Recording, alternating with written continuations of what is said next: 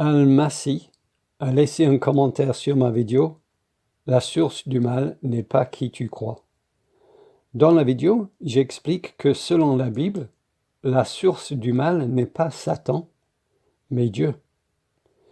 Et ce chrétien, Al-Massi, ce chrétien évangélique, avait l'impression qu'en disant cela, je nuis à la bonté de Dieu.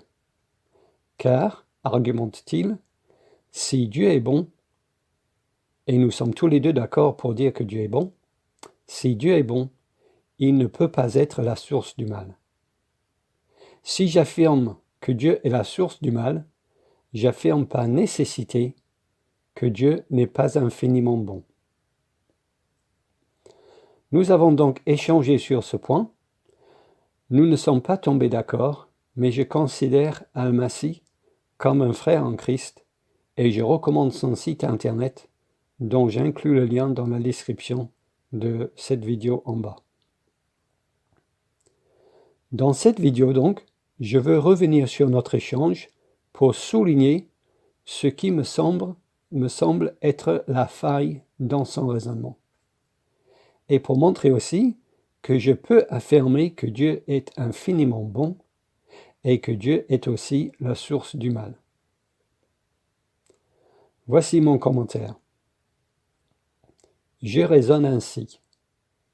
Prémisse 1. Dieu est infiniment bon. Prémisse 2. Dieu décrète des actions pécheresses de la part de ses créatures. Conclusion. Décréter des actions pécheresses est un acte d'une infinie bonté de la part de Dieu. Donc, prémisse 1, Dieu est infiniment bon. Nous sommes tous les deux d'accord avec cette affirmation. Je n'ai donc pas cité de verset de la Bible pour prouver que cette prémisse est vraie. Mais j'aurais pu citer Luc 18, 19, où nous lisons « Jésus lui répondit, « Pourquoi m'appelles-tu bon? Il n'y a de bon que Dieu seul. Il n'y a de bon que Dieu seul. » Donc Dieu est infiniment bon. Prémisse 2. Dieu décrète des actions pécheresses de la part de ses créatures. Dans un autre commentaire, j'avais déjà cité Actes chapitre 4, verset 26, à partir du verset 26, où nous lisons ceci. Les rois de la terre se sont soulevés, et les princes se sont ligués contre le Seigneur et contre son oint. En effet, contre ton saint serviteur Jésus, que tu as oint, Hérode et Ponce Pilate se sont ligués dans cette ville avec les nations et avec le peuple d'Israël pour faire tout ce que ta main et ton conseil avaient arrêté d'avance. Les rois de la terre se sont soulevés et les princes se sont ligués contre le Seigneur pour faire tout ce que ta main et ton conseil avaient arrêté d'avance. Nous voyons donc que ce verset enseigne que Dieu avait arrêté d'avance, selon son conseil, que les chefs juifs et romains de l'époque se liguent contre le Seigneur Jésus pour le faire mourir. Par exemple, Dieu a décrété que Ponce Pilate se lave les mains de Jésus. Ce péché de Pilate était l'idée de Dieu. Et Pilate a exécuté le plan de Dieu établi d'avance en péchant ainsi. Le péché de Pilate venait donc de Dieu. Dieu n'est pas l'auteur de ce péché. Ce n'est pas Dieu qui s'est lavé les mains de Jésus. C'est Pilate. Pilate est l'auteur de ce péché. Mais Dieu est à l'origine de ce péché. Bref, Dieu est la source de ce péché, car c'est lui qui en a eu l'idée, c'est lui qui a fixé son plan à l'avance, et c'est lui qui a exécuté son plan à travers Pilate au moment voulu. Et ce qui est vrai pour Pilate l'est aussi pour Hérode, Judas et tout le peuple. Et ce verset n'est pas un cas isolé. Pierre dit la même chose dans Actes 2, 23, où nous lisons cet homme, donc Jésus, cet homme livré selon le dessein arrêté et selon la prescience de Dieu, vous l'avez crucifié, vous l'avez fait mourir par la main des impies. Cet homme livré selon le dessein arrêté et selon la prescience de Dieu. Ce verset enseigne que quand les Juifs ont crucifié Jésus, ils ont accompli le dessein arrêté d'avance par Dieu. Leur péché était décidé d'avance par Dieu, et Dieu a exécuté son plan à travers eux au moment voulu. Donc, Dieu a décrété leur péché. Donc, Dieu est infiniment bon. Dieu décrète des actions pécheresses de la part de ses créatures. Conclusion, décréter des actions pécheresses est un acte d'une infinie bonté de la part de Dieu. Vous raisonnez ainsi, il me semble. J'ajoute ici qu'Al-Masih n'a pas contesté ma présentation de son raisonnement. Prémisse 1. Dieu est infiniment bon. Prémisse 2. Décréter les actions pécheresses est mal pour Dieu. Conclusion. Dieu ne décrète pas les actions pécheresses car il est bon. Pouvez-vous prouver votre deuxième prémisse? Décréter les actions pécheresses est mal pour Dieu. Pouvez-vous donc me montrer où il est interdit à Dieu de faire cela? Où il est enseigné que Dieu est soumis à une telle loi qui lui interdit de faire de tels décrets? J'ai prouvé ma première et ma deuxième prémisse. Dieu est infiniment bon et Dieu décrète des actions pécheresses de la part de ses créatures. Je les ai prouvées en citant la Bible. Mais Al-Masih n'a pas prouvé sa deuxième prémisse en citant la Bible. Il la présuppose dans son raisonnement, et il la présuppose aussi pour m'accuser de nuire à la bonté de Dieu par mon enseignement, mais il ne l'a pas prouvé à partir de la Bible. Dans sa réponse, il parle de mystère, et il dit ceci. « Je vous ai aussi répondu sur Dieu, qui n'a pas à se soumettre à la loi. C'est à lui-même que Dieu est fidèle, en ne tentant personne comme nous l'apprend l'épître de Jacques. » Donc, selon lui, Dieu n'a pas à se soumettre à une loi, et Dieu est fidèle à lui-même. Je suis d'accord avec ça.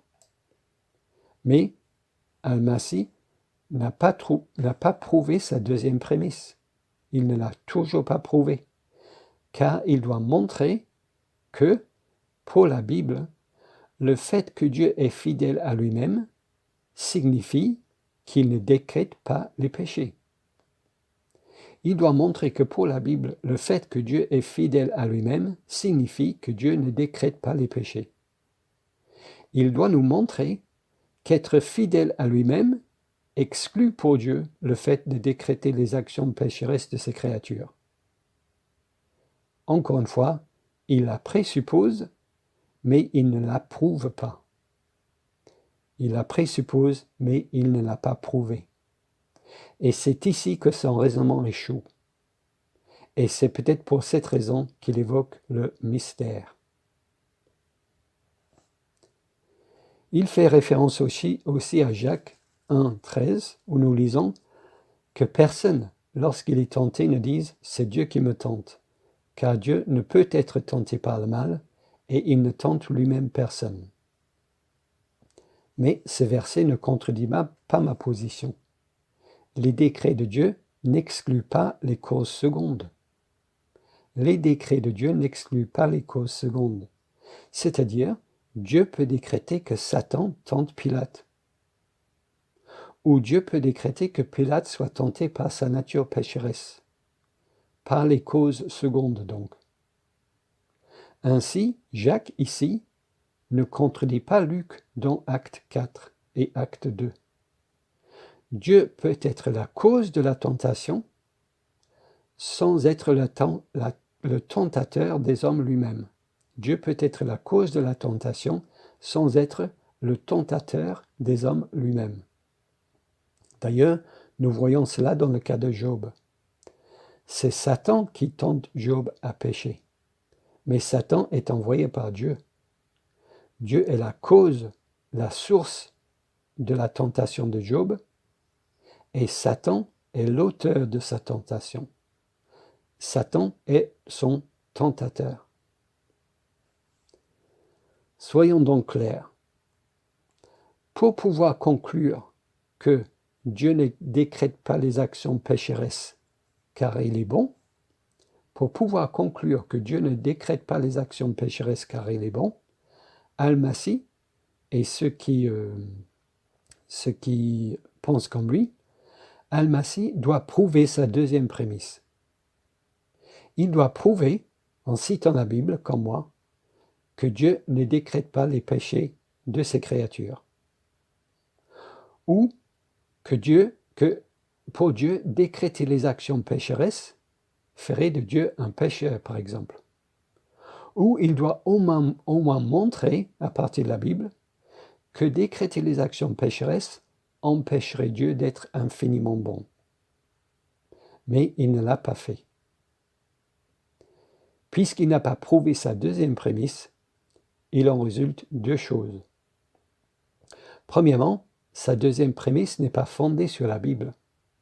Donc, son argumentation n'est pas biblique. 2. Il n'a pas montré que si Dieu est bon, il ne peut pas être la source du mal. Donc, il n'a aucune justification pour m'accuser, moi, de nuire à la bonté de Dieu quand j'affirme que Dieu est la source du mal. Puisqu'il n'a pas montré, il n'a pas prouvé bibliquement que si Dieu est bon, il ne peut pas être la source du mal. Donc son argumentation n'est pas biblique. Voici une argumentation biblique et logique. Prémisse 1, Dieu est infiniment bon. Luc 18, 19. Prémisse 2, Dieu décrète des actions pécheresses de ses créatures. Acte 4 à partir du verset 26. Conclusion, décréter des actions pécheresses est un acte d'une infinie bonté de la part de Dieu. Je peux aussi mettre mon argumentation en syllogisme. Ainsi, Dieu est infiniment bon. Celui qui décrète les péchés de ses créatures est Dieu. Donc, celui qui décrète les péchés de ses créatures est infiniment bon. A et B, C et A, donc C et B. À ceux qui m'accusent donc de nuire à la bonté de Dieu, en affirmant que Dieu est la source du mal. Vous avez deux choix, il me semble. Soit vous devez montrer que la Bible contredit ma deuxième prémisse, ou soit vous devez essayer de montrer les failles logiques dans cette argumentation.